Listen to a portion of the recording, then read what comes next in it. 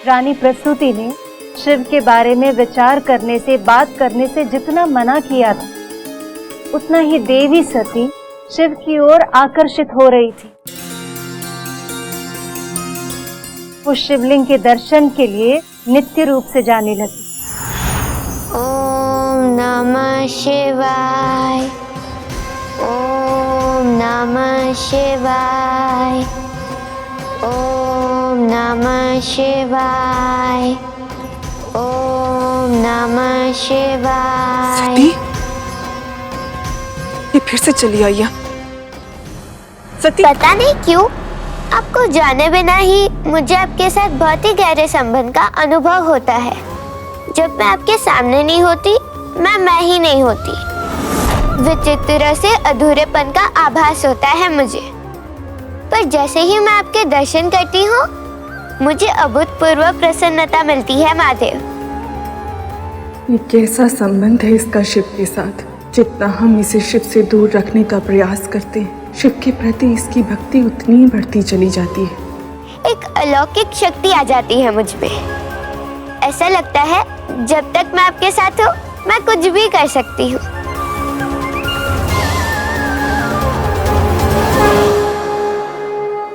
ये कैसी परीक्षा ले रहे हैं नारायण? एक और मेरे पति, तो दूसरी ओर मेरी पुत्री। किसी एक को प्रसन्न करने का प्रयास करती हूँ तो दूसरे का हृदय टूट जाएगा। ऐसे में किसे चुनूं मैं और कैसे?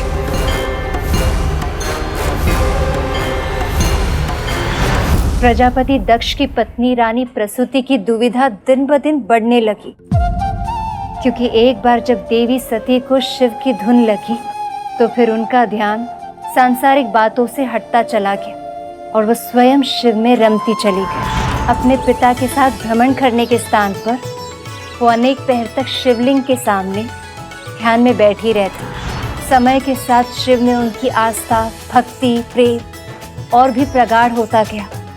जब शिव से दूर रहना असंभव हो गया तो उन्होंने अपने कक्ष में ही शिवलिंग की स्थापना कर दी। ओम नमः शिवाय।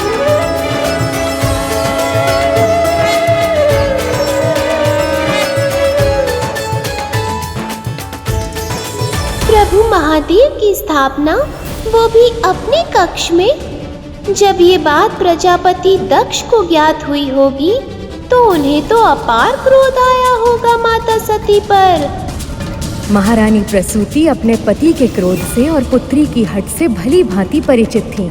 इसीलिए उन्होंने पिता पुत्री के बीच टकराव से बचने के लिए असत्य का आश्रय लिया। पर वो नहीं जानती थी कि इससे समस्या सुलझेगी नहीं और भी अधिक बढ़ जाएगी।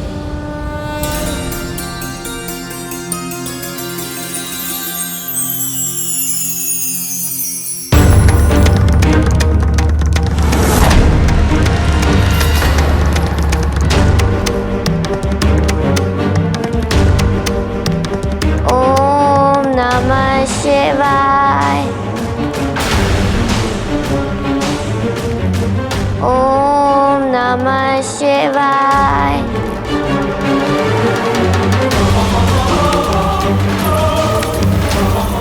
रुकिए महाराज, पुत्री से भेंट करने जा रहे हैं। वो सो चुकी है, आप जाएंगे तो उसकी नींद टूट जाएगी।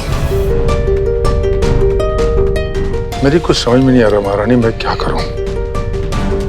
कुछ समय से मैं अपनी पुत्री के साथ कुछ क्षण बिताना चाह रहा हूं, मगर जब भी उसे भेंट करने का प्रयास करता हूं वो कुछ न कुछ कार्य में व्यस्त होती है। आप भी ना महाराज, अति करते हैं। बात बस इतनी सी है कि आपकी छोटी सी पुत्री अब सयानी हो चुकी है। आप ठीक कह रही महारानी, पुत्रियां कितनी जल्दी सयानी हो जाती हैं। अभी कल ही की तो बात है जब मैंने उसे गोद में उठाया था, अपने हृदय से लगाया था, और अब इतनी शीघ्र वो इतनी बड़ी हो गई कि डोली में बिठा कर विदा करने योग्य हो गई। मेरी सती का विवाह मेरे जीवन का सबसे सुंदर स्वप्न है, जिसे मैं खुली आंखों से देखता हूं। मैं अपनी पुत्री के लिए ऐसा योग्य वर खोजूंगा कि जो भी देखेगा न्यास बोल पड़ेगा, सृष्टि की सर्वोत्तम जोड़ी है ये।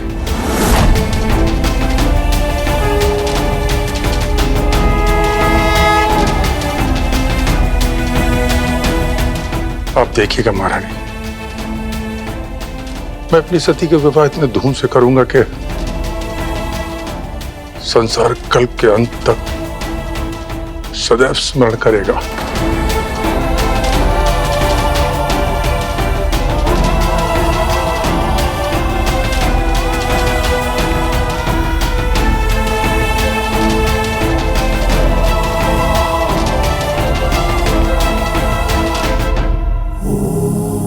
सुना आपने?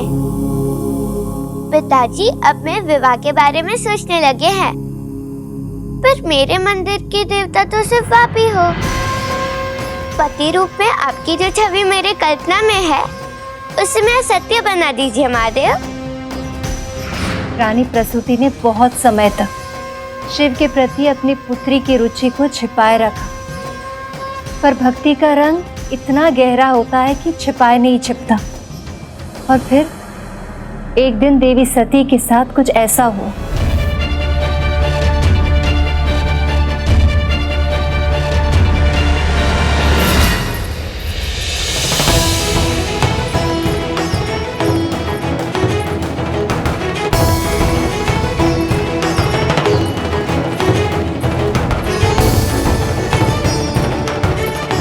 पुत्री सती, पुत्री सती, ये किन विचारों में खोई है? जैसे मेरी पुकार सुनाई नहीं दे रही।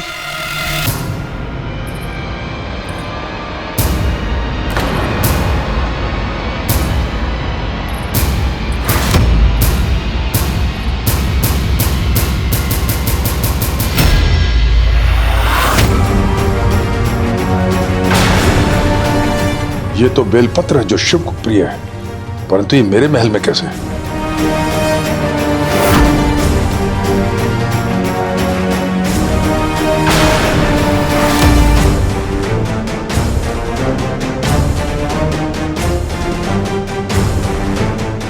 सती! रुक जाइए महाराज, महाराज, रुक जाइए महाराज।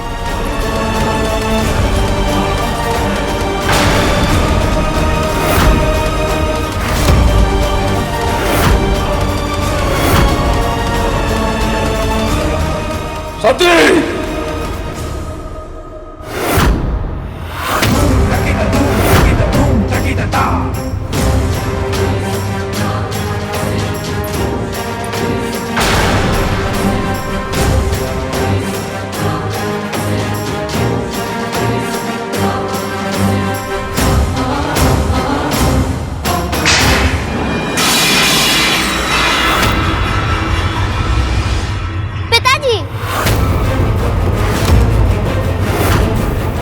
मेरे शत्रु की पूजा करने का दुस्साहस कैसे किया तुमने सती?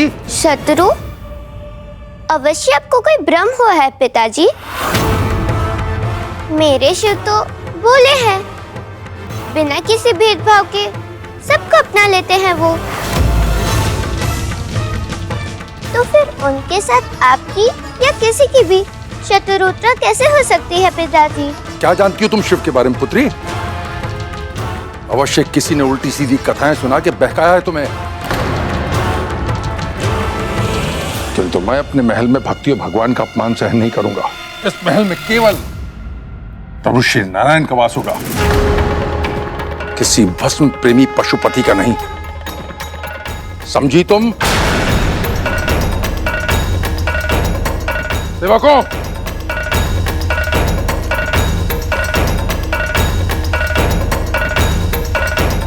शिवलिंग को उठाकर बाहर फेंक दो।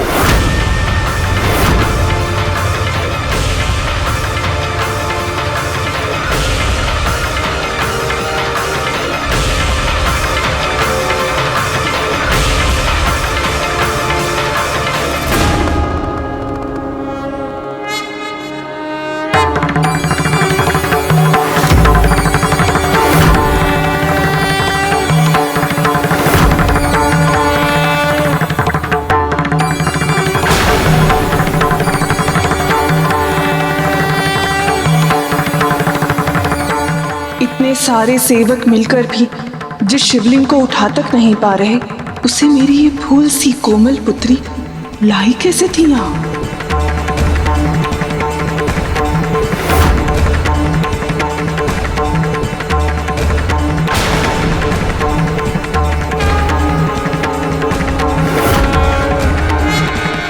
सेवकों,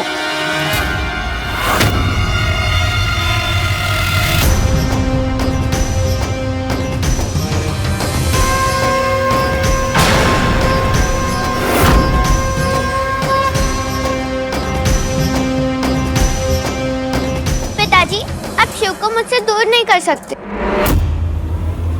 सती, मुझे रोक के दिखाओ तुम।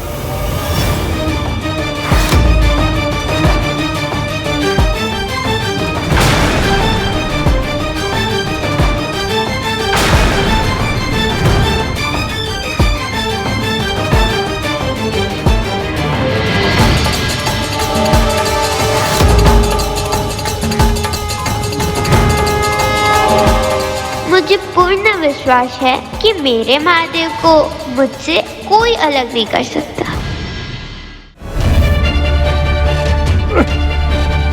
आपका प्रयास व्यर्थ है पिताजी। शिव स्थिरता का प्रतीक है। इनकी इच्छा के विरुद्ध ना तो कोई इन्हें कहीं ले जा सकता है और ना ही कहीं से हटा सकता है।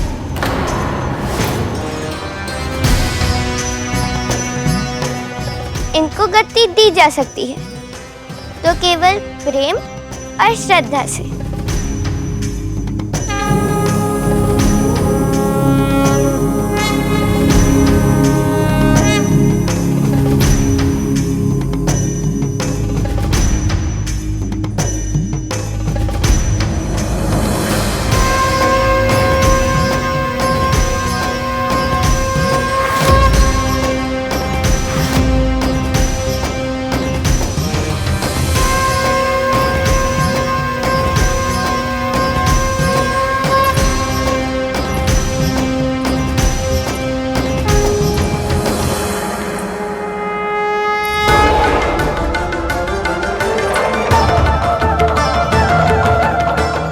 दुखी नहीं करना चाहती, इसलिए मैं इनको यहाँ से ले जा रही हूँ, पर मैं इनकी आराधना बंद नहीं करूँगी।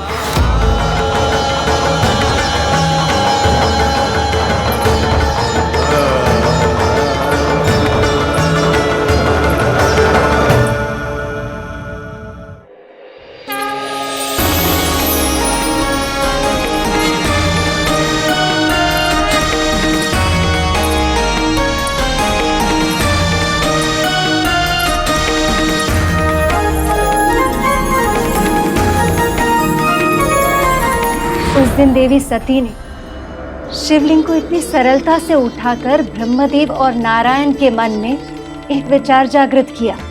केवल देवी सती ही वो शक्ति है जो अपने भक्ति और प्रेम से महादेव के मन को झकझोर पाएगी। उन्हें साधना से बाहर लाकर सक्रिय कर पाएंगी और इसीलिए उन्होंने सती के मन में शिव को पति रूप में पाने के संकल्प को और भी अधिक दृढ़ कर दिया। दूसरी ओर दक्ष अब भी सत्य को स्वीकार नहीं कर पा रहे थे कि उनकी पुत्री उस भूत भावन शमशानवासी से प्रेम करती, जिनसे उन्हें केवल बैर ही नहीं घृणा भी थी।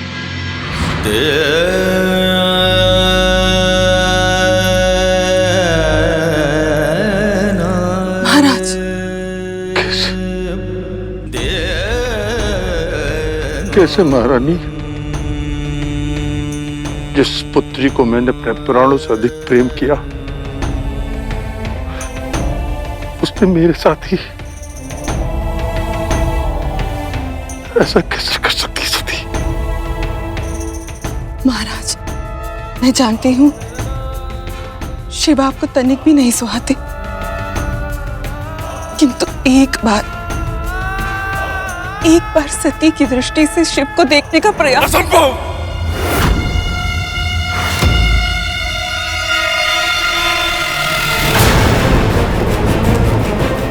उस पशुपति ने मेरा घोर अपमान किया था, और वो भी भरी सभा में। जीवन भर स्मरण रहेगा उसका वो दंड व्यवहार और अपना नाता। ये कैसा नाता है सती का शिव के साथ, जो उनके लिए अपने पिता का भी विरोध कर दिया इसने।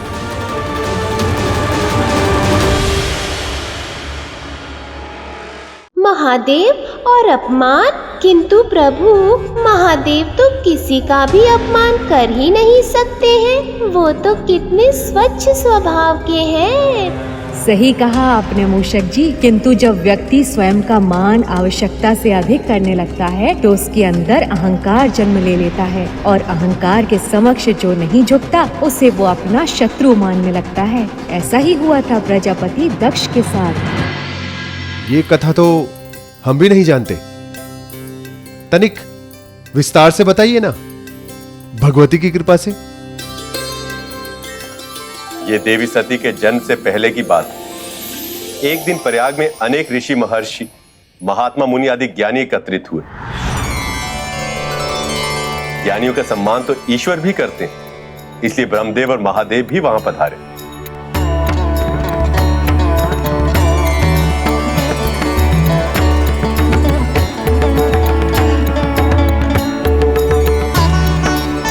प्रणाम ब्रह्मदेव। प्रणाम ब्रह्मदेव। नारायण नारायण।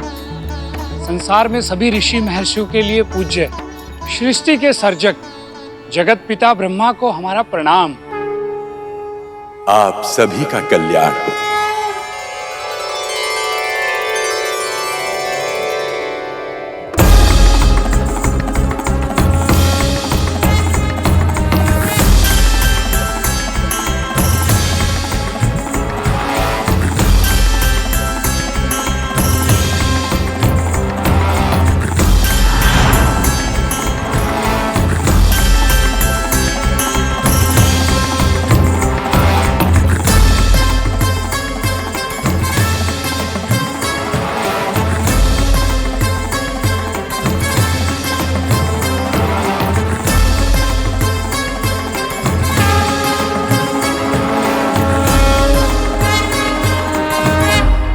भूत भावन पशुपति महादेव शिव शंकर को प्रणाम स्वीकार हो।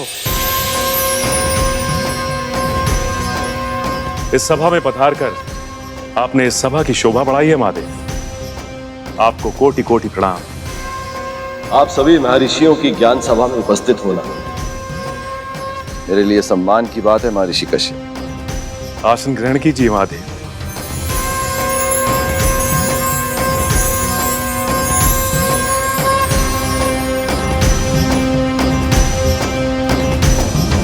इस सभा को सबसे पहले संबोधित करने के लिए आपसे अधिक उपयुक्त कोई नहीं है महादेव। कृपया हमारा निवेदन स्वीकार कीजिए। हम सभी आपके ज्ञान के अमृत का प्रसाद चखना चाहते हैं। ज्ञान से अधिक अनिवार्य इस संसार में कुछ भी नहीं है ऋषिगण। ज्ञान से ही उत्तम समाज का निर्माण होता है, पर इसे बाहर ढूंढने का प्रयास करना व्यर्थ है। सच्चा ज्ञान स्वयं के भीतर छुपा होता। अपना ध्यान साधना में लगाइए, ज्ञान की प्राप्ति अवश्य हो।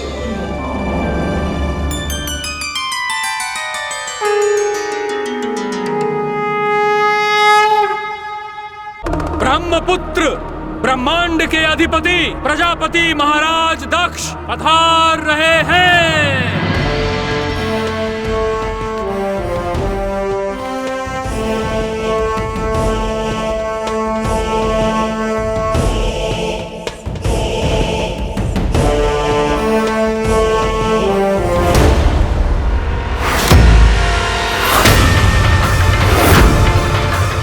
मेरे सम्मान में सब खड़े हो गए, किंतु ये उद्दंडी अघोरी बैठकर मेरा अपमान कर रहा है।